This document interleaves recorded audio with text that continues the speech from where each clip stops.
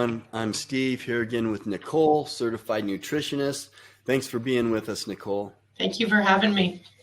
So if you guys have questions or comments, you need anything, put them in the comments section and we'll get back to you. So today we're going to talk about the liver, and liver cleanses seem to be popular. There's lots of ways that you can do them. I do an IV drip. There's lots of supplements you can take. So, but how would somebody know that maybe their liver is getting bogged down and maybe they need to look for a way to cleanse their liver? So this is a big one, and I'm seeing this a lot in my practice. I'm almost always starting someone out on a liver cleanse these days because we've all kind of put it through the ringer with standard American diet, alcohol, all of the supplements, everything that we do. The liver has to process through that.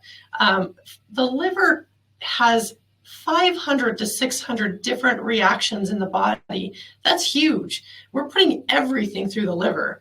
It converts our hormones. It flushes our toxins out of our body.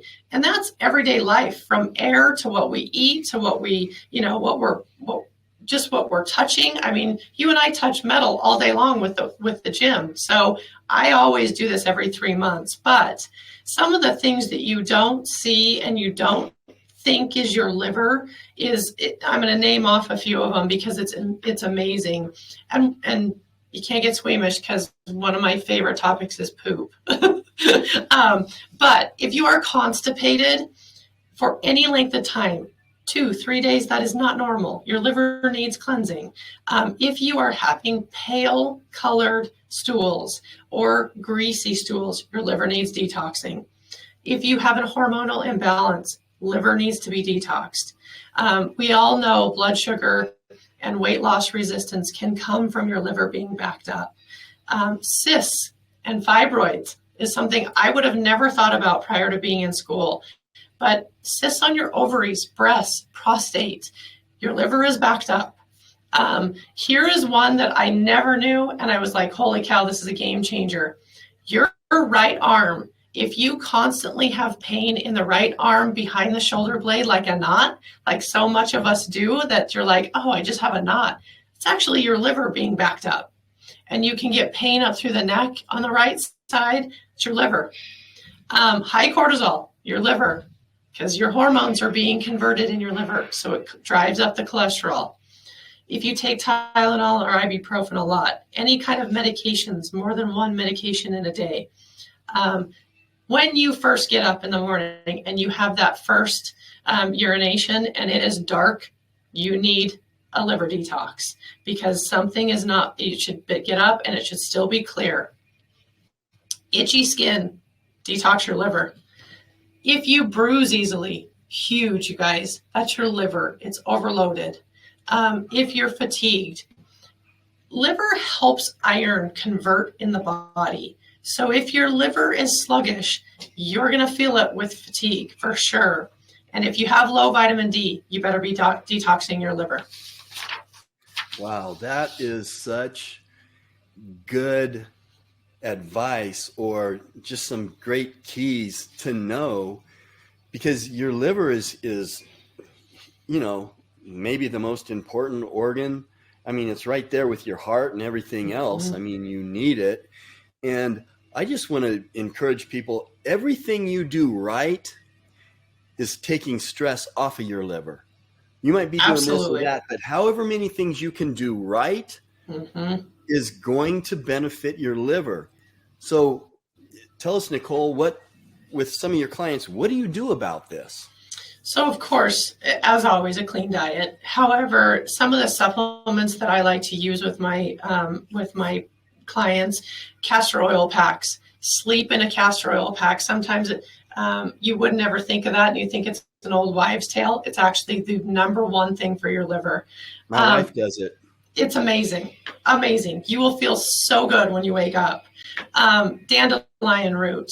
Drink some dandelion root tea. Even if you make it cold now that it's summertime, amazing for the liver. And we all know milk thistle. That's a big one for liver. But two of them that you probably don't know is NAC. It's a form of a cysteine. It's a form of cysteine. It replenishes antioxidants in the body. That is huge. It's going in there and it's like scrubbing bubbles for the liver. Same thing with glutathione. I cannot stress enough how much I love glutathione. It helps with pain. It helps with detoxification. We lose it as we get older, and so we need to replenish as a supplement as we get older. Yeah, we talk about glutathione a lot. I just had a glutathione drip yesterday, getting another one tomorrow. But NAC is a precursor to glutathione. That's why it works, right? It's exactly why it works. It helps build up what you already have. So why not help it out? And the thing about glutathione is it's not something that's easily absorbed by your body, right? So you can't just, take glutathione pills. That's not going to work, right? Well, you can. You're not just going to get a big absorption rate, but you have to have a clean diet so that you have the best benefit. You have to figure out what your body is working with and what is not. There's, lots of people have methylation problems, and that's going to prohibit the uptake of glutathione. So you really want to know your body and what's happening with it, and get with somebody that you can kind of weed this stuff out and what's right for you. Yeah. And I really appreciate that. And Tudka, that one was good too, isn't it? Huge. Yeah. Yes. Tudka is great. And Tudka is also very good for bile production. So whenever you have the liver involved here, you have the kidney and gallbladder. That's a whole other topic, but Tudka opens up that entire pathway for you. Yeah, we have a pretty popular video on Tudka that gets some attention. So, Nicole, thank you so much for those tips on how to improve our liver function. Thanks for being with us. Absolutely. Thank you.